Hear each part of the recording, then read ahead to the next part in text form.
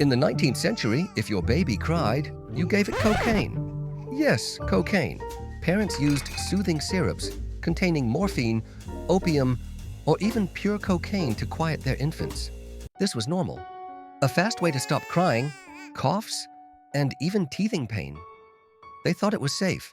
Millions of children developed opiate addictions before their first birthday. Just imagine, the cure became the disease. What other medicines will we regret in 100 years? Think about it, because